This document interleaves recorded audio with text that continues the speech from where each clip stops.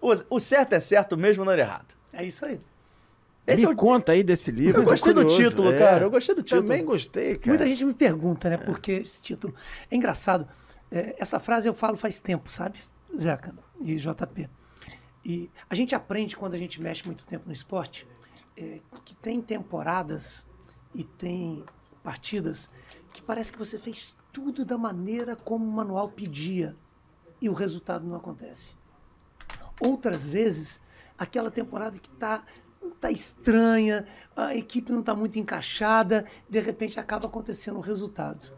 Então, isso veio ao longo da minha vida no futebol, sempre veio me perseguindo essa frase. Assim, independente do resultado, faça o certo.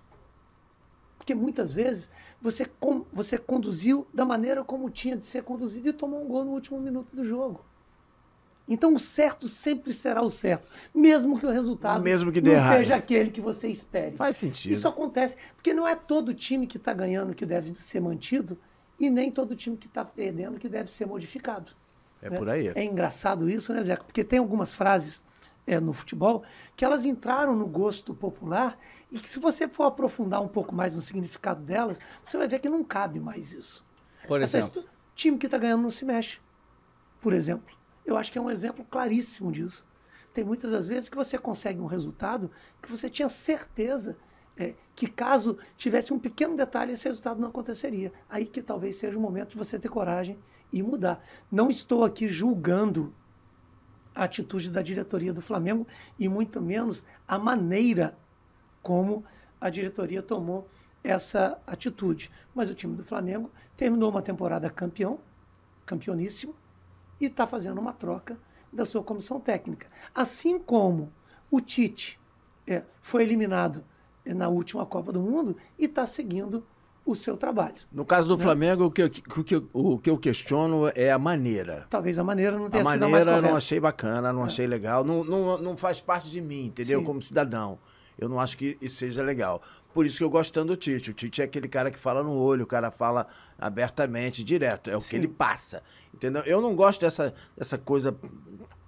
Fui pego de surpresa. Sim. Não, aí não é legal. Sim. Como profissional, isso não é legal. Sim. Eu acho bacana chamar, vem aqui na interna, ó, aqui, ó.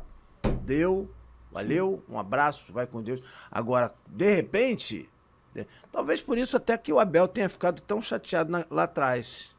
Lembra? Lembra? Sim. Porque Eu acho que sem dúvida nenhuma, trás, né?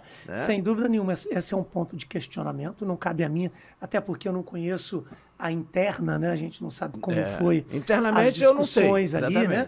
Mas sem dúvida nenhuma é um ponto de questionamento, né? Porém, eu penso, sabe, Zeca, voltando aqui no livro, dentro dessas questões, a gente critica muito coisas que a gente acha errado no futebol brasileiro e faz muito pouco para contribuir para que ele melhore, né? Então, uma das coisas que me incomodava muito era quando eu via profissionais de fora do Brasil chegando para trabalhar aqui no futebol brasileiro, aqui no nosso futebol, e reclamavam que a gente não tinha literatura.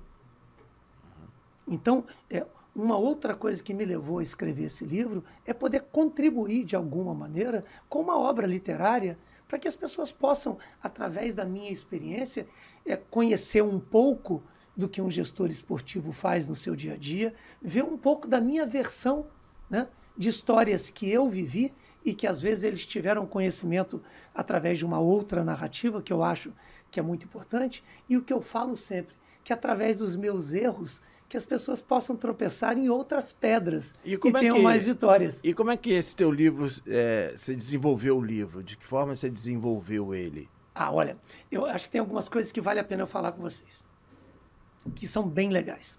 Primeiro que ele não tem capítulos, ele tem camisas. Então são 11 camisas. Eu acho que isso é uma coisa bem legal. Um time titular completo? Um time titular completo, exatamente isso. Segundo, ele tem a contracapa assinada por Carlos Alberto Parreira. Só, né? Nada mais, nada menos que um mestre de todos nós do futebol, que eu tive a honra de trabalhar no Fluminense. Ele tem o prefácio assinado pelo gringo mais querido do Brasil, que é o Petkovic. Tem outros detalhes que eu acho bem bacana, Zeca, que é o seguinte: ao longo do livro, eu recheei o livro com QR Codes.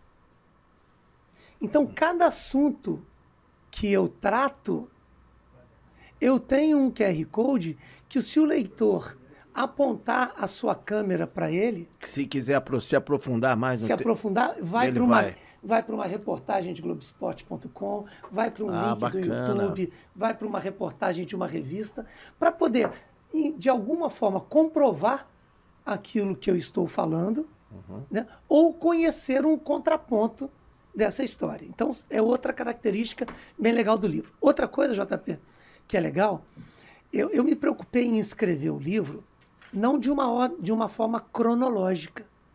Então, você não precisa ler a camisa 1 para ler a camisa 2, depois a camisa 3.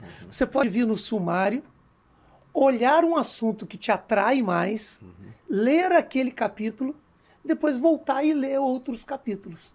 Eu acho que isso também é uma coisa bem bacana. Uma coisa que eu gostei é o projeto gráfico. Se você puder até apontar para a câmera, Sim. qual câmera a gente aponta melhor? Vocês falam que tinha um zoom e tudo mais. Uma que parecia uma moto aí. Uma coisa que eu gostei é que o livro por dentro ele tem um pedaço tem todos laranja. os detalhes. Olha aqui, JP. Ele tem um pedaço aqui laranja. Eu gostei, eu fui reparando laranja, nisso. Isso. Você pode ver que tem algumas frases que a gente puxa como destaque, tá vendo? Em cada uma das folhas tem uma marca d'água, tem o nome do livro. Como é que você imaginou isso com tudo? muito carinho, sabe, JP? A ideia do projeto gráfico também foi sua? Como é que você trabalhou em cima disso? Isso é bem legal. Eu queria fazer algo muito diferente. Sem dúvida nenhuma, eu queria fazer algo diferente. E eu busquei uma empresa de Bauru, no interior de São Paulo, chamada Palavras dos Céus, da Mari Coelho e da Tati Iacomelli. Então, eu falei a minha ideia de diagramação e elas foram muito felizes. Elas entregaram realmente um trabalho fantástico, porque eu estava muito preocupado, JP, que hoje em dia fazer com que as pessoas se debrucem em um livro é um desafio. Né? E eu já tenho recebido alguns feedbacks. Opa, um sorvetinho. Vamos lá. Eu tenho recebido alguns feedbacks de pessoas que falam assim: peguei o livro para ler e só parei quando eu cheguei na última página. Isso é bom, hein?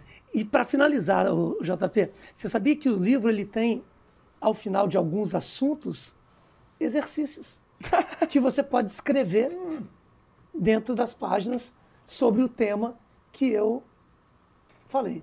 Legal, não é? E bonitas. Acabou o corte agora, mas calma, fica tranquilo. Tá vindo mais muita coisa por aí no Fora do Jogo Podcast. Pra você não perder nada, é muito simples, muito fácil. Você se inscreve aqui no canal, ativa o sininho da notificação e curte as nossas redes sociais.